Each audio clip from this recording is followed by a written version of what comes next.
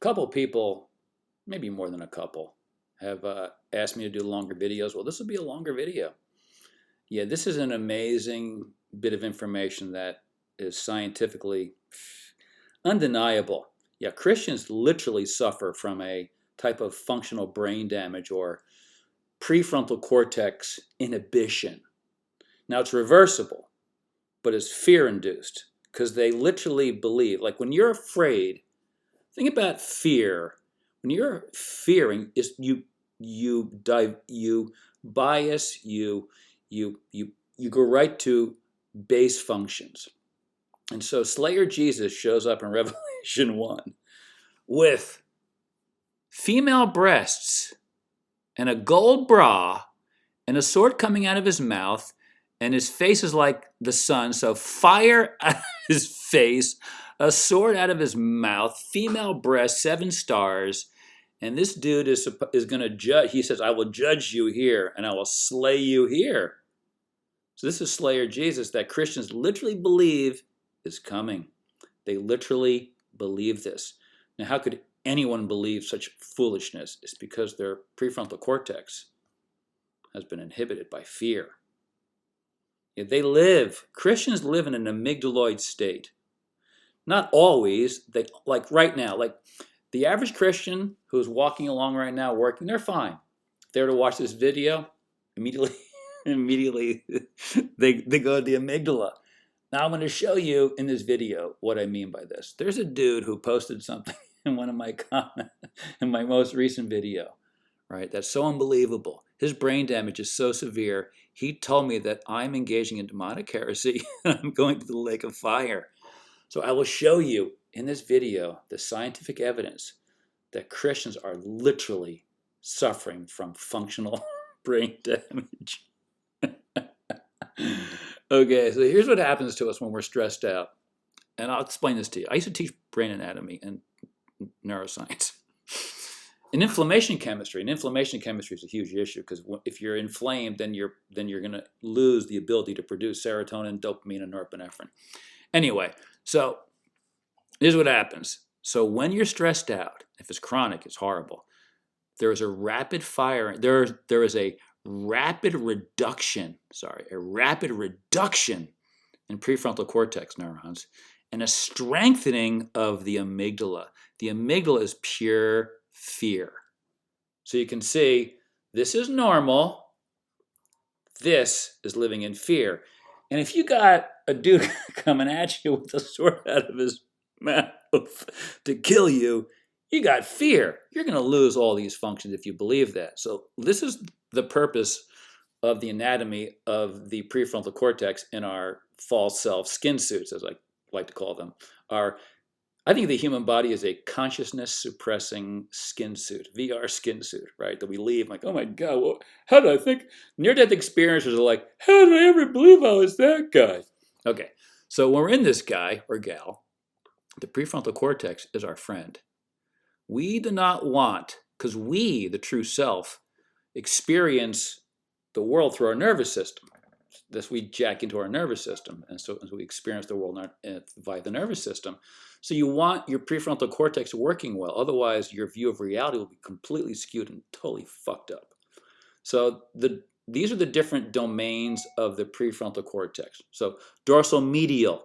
So this is prefrontal cortex.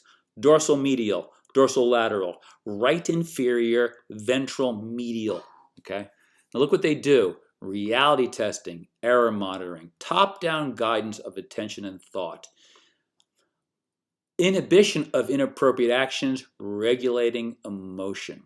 Imagine losing that. Imagine actually losing those. And this is what Christians lose, these abilities, you'll say. And Thomas Jefferson knew it. So this is the normal brain with adequate psycho-emotional regulation abilities that we can operate in. Now, amazingly, Thomas Jefferson knew how to protect this brain. Not amazing. The guy's a freaking genius, right? The guy read 6 languages, spoke 4, read 2, those being ancient Greek and Latin. This is Thomas Jefferson telling us about how to protect our minds from Christianity. The Bible should not should be kept out of the hands of children, right? The Bible should not be given to children. Only made available after their own ability, on their own, independently to reason based upon it being established in history and philosophy. This is what he told his nephew, Peter Carr, he's like 18 to 20 years of age at this point. Hadn't touched the Bible yet. So he's under the tutelage of the great Thomas Jefferson, who knew 6 languages, including ancient Greek and Latin, and French and Italian, probably Italian, whatever else. I mean, amazing. So this is what he says in a letter. Religion is the topic. Your reason is now mature enough to examine this object.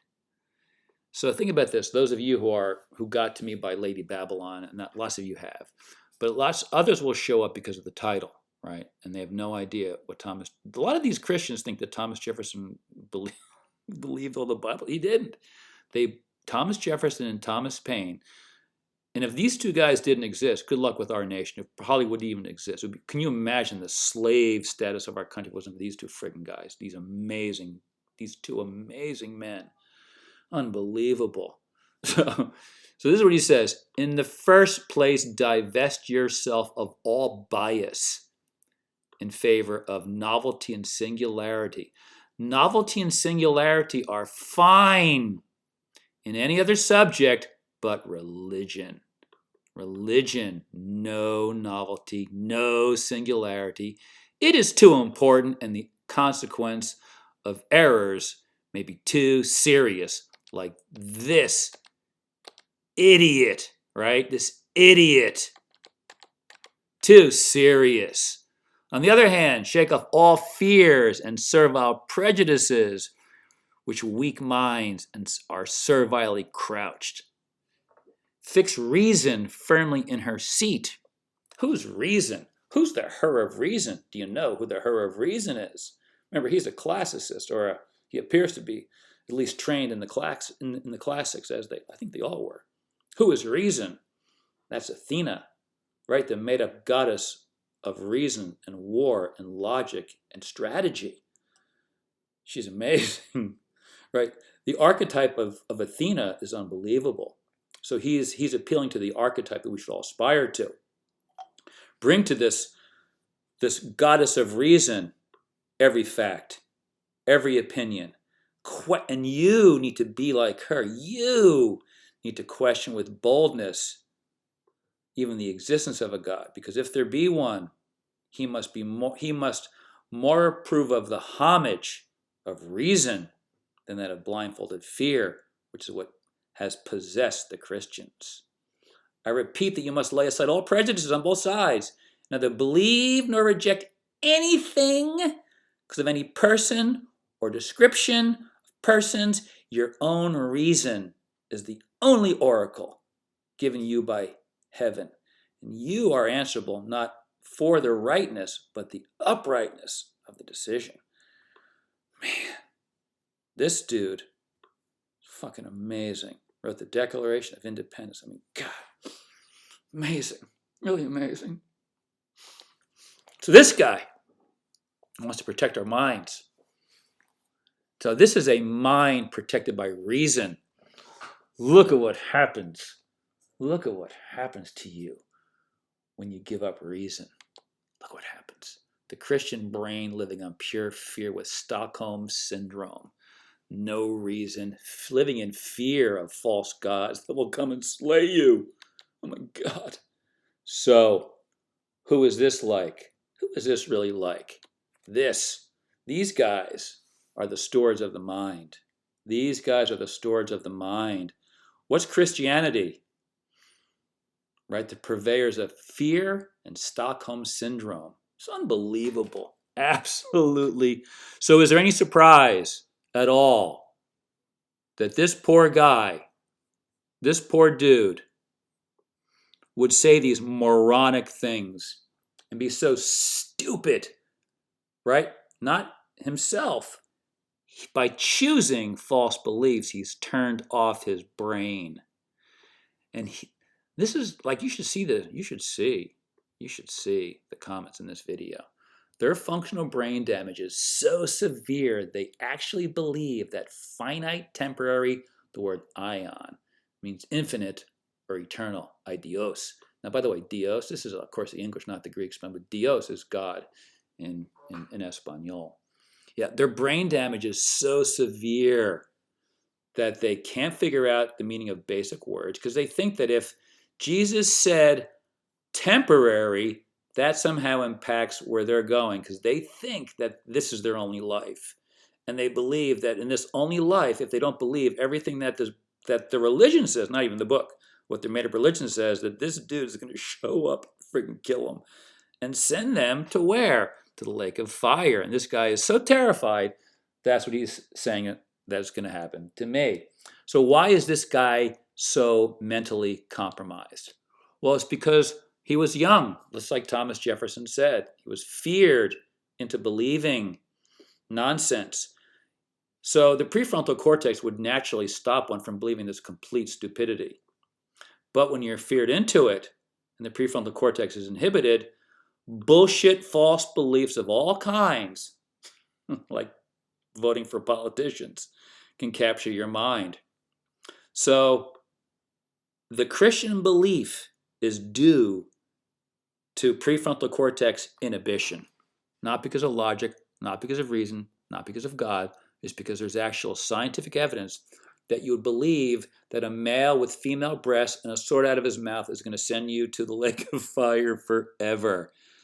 That's due to functional brain damage. Now, when it first happens to us, we don't lose our morality and our reasoning skills because we're young. I remember hearing, like, you got to be kidding me. But little kids, it takes a while. So if you're like exposed to this and bathed in this, and this is forced upon you, at some point in time, because you've inhibited your prefrontal cortex with false beliefs, this happens. Morality and reason go bye-bye. And that is why you actually believe that this guy is coming for you. And that's why this guy actually believes that I'm going to be punished in the lake of fire for just defining two words that are obviously what they mean.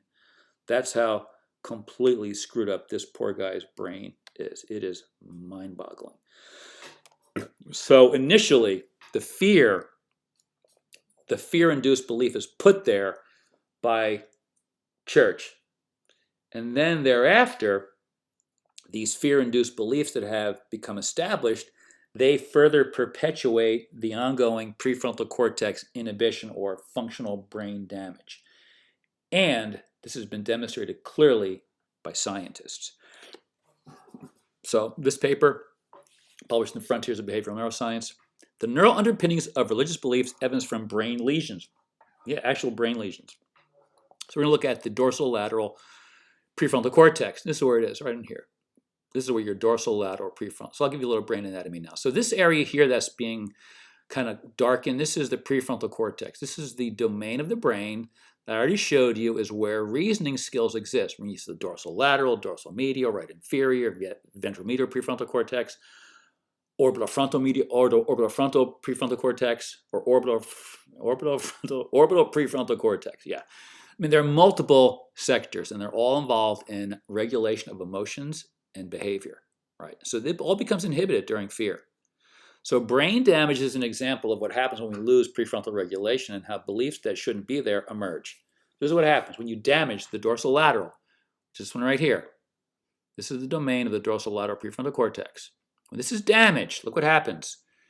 You become a religious fundamentalist or prone to it. You become inflexible. You lose flexibility and openness. You lose, this executive means cognitive. You lose cognitive functions. And you're susceptible to charismatic snake oil salespeople. So, to believe something for which there is zero evidence, the dorsolateral prefrontal cortex must be shut off. It's impossible physiologically. Otherwise, you couldn't believe the impossible. Now, I'm talking believing as in like deep belief. No, like, oh, that's interesting. I'm talking like believing, right? Making it part of you.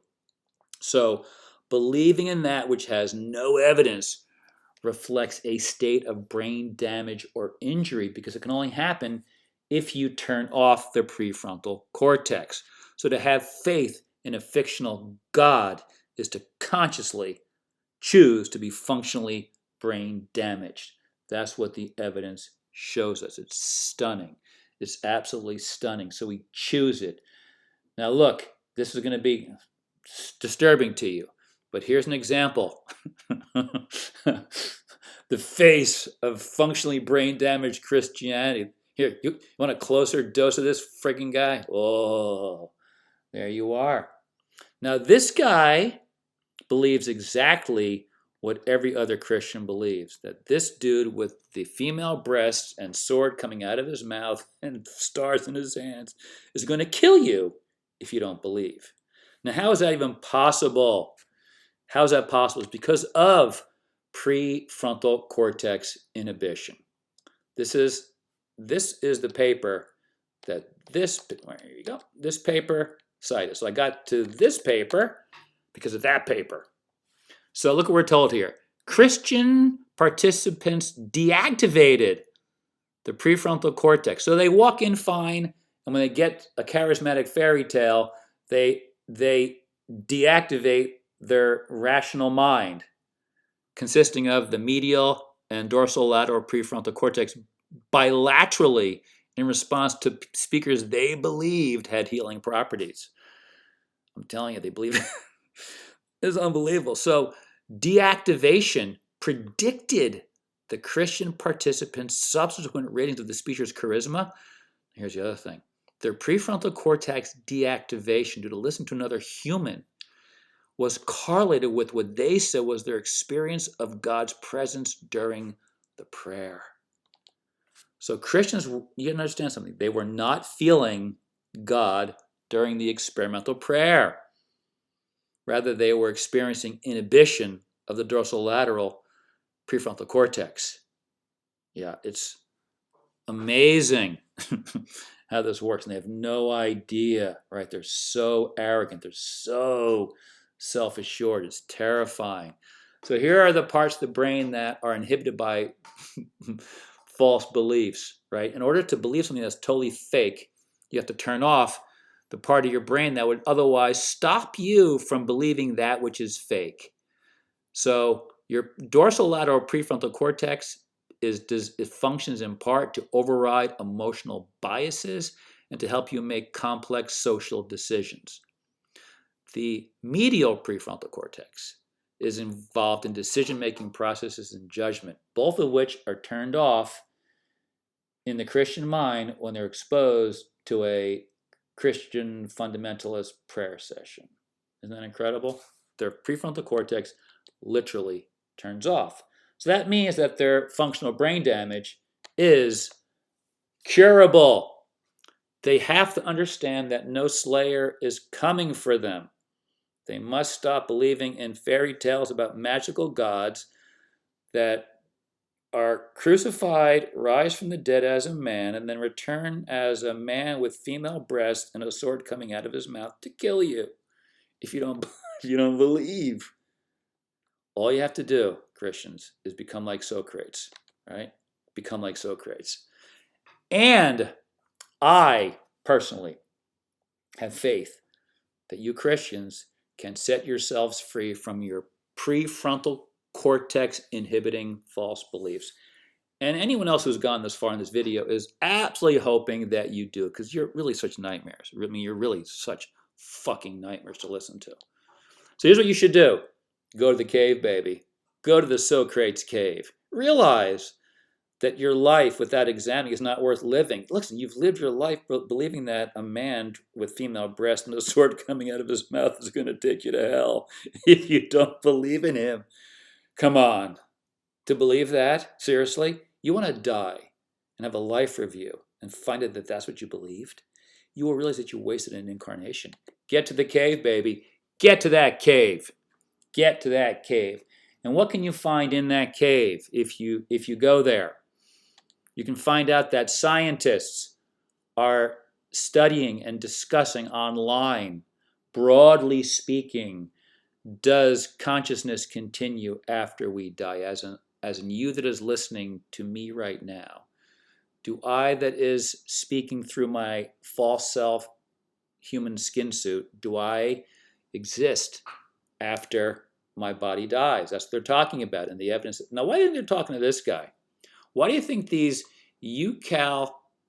Caltech scientists who are studying consciousness, why they're talking to Jim Tucker from the Division of Perceptual Studies at the University of Virginia School of Medicine? You realize that this is the University of Virginia School of Medicine. He retired, by the way, in January of this year.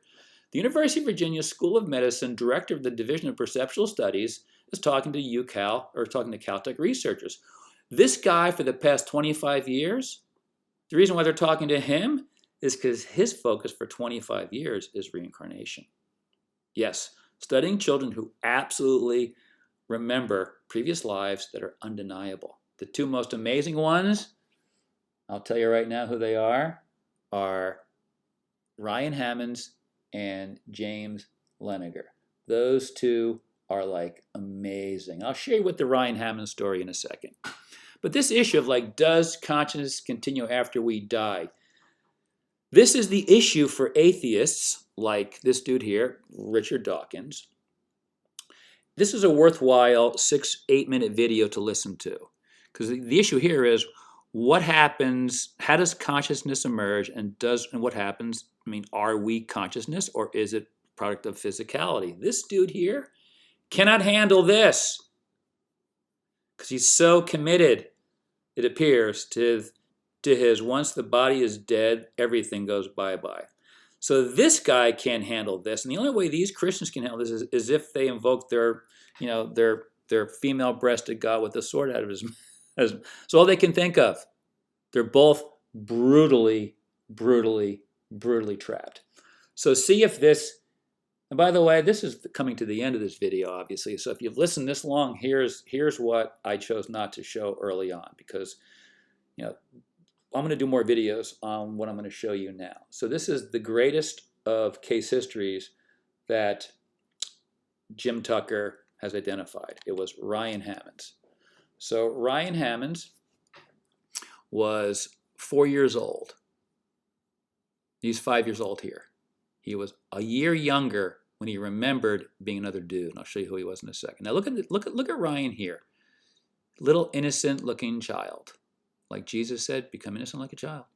You can see here, doesn't look like the child anymore, right?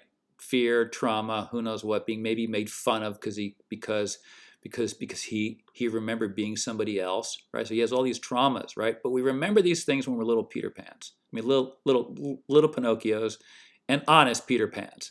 So this is this guy's reincarnation story, and it's going to blow the mind off of any Christian who's gone this far. So now I use this image here to illustrate our true self, because we're not the false self.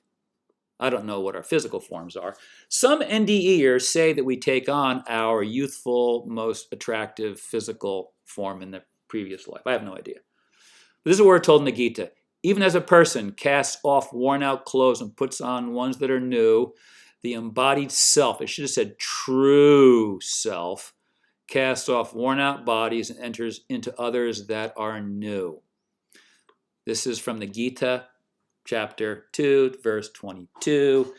So this true self that is now animating this false self was for 40 years, he remembered, not 40 years worth, but remembers waiting. It remembers, the true self remembers being this false self who was a Jew who died in 64. This false self, a Jewish body, Marty Martin, animated by a true self that remembers being its true self between bodies and remembers choosing its current parents and chose to enter a false self Christian. Now, according to these religions, this is impossible. This is impossible. But it is undeniable what this true self remembered While in this little 4-year-old, a year younger than this guy, look, imagine this kid being a year younger. The true self remembered details of this guy's life, like his age at death. This little true self in this 4-year-old body knew when this guy died, and it was determined that the little kid was right, having never been to California where this guy died. That tells you something that these false religions that are pushed upon us deny. So we are told in the Upanishads that the true self is a mass of pure consciousness. And this pure consciousness goes from body to body. And that is why some little innocent, perfect innocent children are able to remember their previous lives. And so what they're telling us is that the mind-body complex that could be a Jew or a Christian or a Muslim or a Hindu is not what we are. Neither gay or straight or black or white, none of it is real.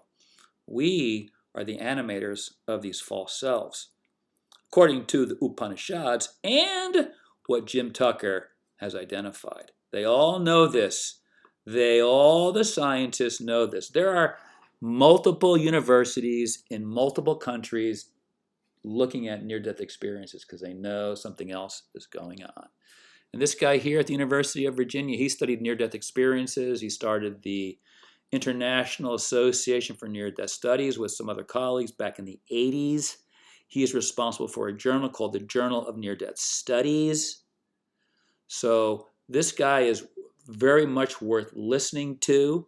This is an article from the Journal of Near-Death Studies by a well-known at the University of Connecticut, and the author, I forget his name is now, Dr. Ring. Yeah, Dr. Kenneth Ring was her mentor, a well-known near-death studies researcher. And if you study near-death, you always find out about reincarnation. Look what this guy tells us. This guy tells us, this was in an interview in person with Dr. Ring from his audio tape archives, because this student wanted to find out and do research on how many of these near-death experiencers considered reincarnation or learned about reincarnation. This is what they're told. My whole life went before me of things that I have done and haven't done, but not just of this one lifetime, but of all the lifetimes. I know for a fact there is reincarnation. This is an absolute fact. So this is an absolute fact, right? So Christians, relax. Stop telling people that a female-breasted, flame-breathing, sword-slaying, fake God's going to come and kill them if they don't believe. It's an absolute that you live on after your current turd machine dies. So this is what this guy said. I was shown all those lives and how I had overcome some of the things I had done in other lives. There was still some things to be corrected. Right, so a near-death experiencer named Aaron Green said we should view Earth like a rock tumbler, stage set Earth, the simulation we true selves are in, as a rock tumbler for the true self, right, to polish ourselves from our unsightliness. And then allegedly, when this happens and things are corrected, we don't have to come back to stage set Earth anymore. Is that true? I don't know. But what I do know is that scientists and near-death experiencers believe and agree that the true self does not die. And my perception is that they should have, in this book, that was published roughly in 2000 AD, right, 2025. They should have called it The True Self Does Not Die, because people think that their mind-body complex is their true self.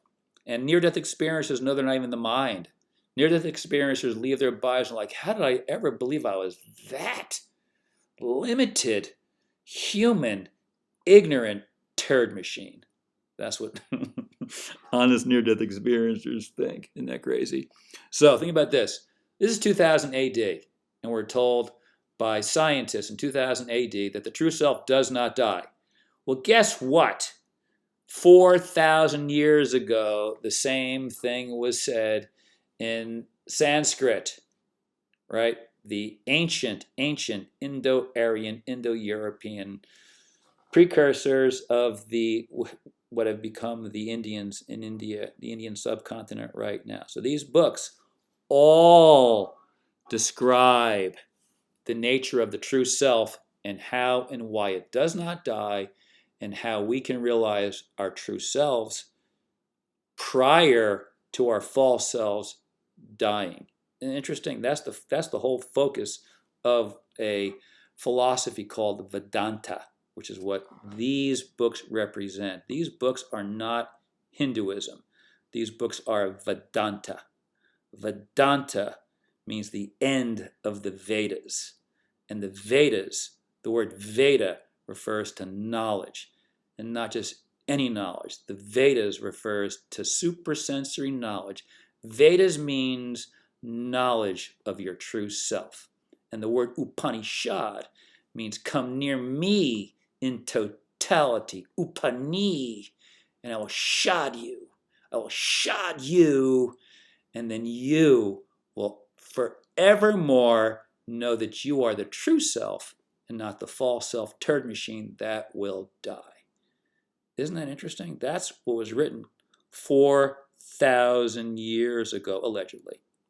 Now, this guy here, Vivekananda, he died in 1902. He was, all these other books here, who knows who wrote them? This guy here, this dude, Vivekananda, is worth following and worth watching. Just go online and look at the Vedanta Society of New York, and you can learn about Vedanta. Now, it's religious. My view is not religious at all. Not at all. It's purely scientific, as you just saw. But the best evidence for the science of what we are comes from what is now a religion, quasi-religion. It's become more religious because of the nature of things. But originally, pure philosophy, pure reason, and pure science.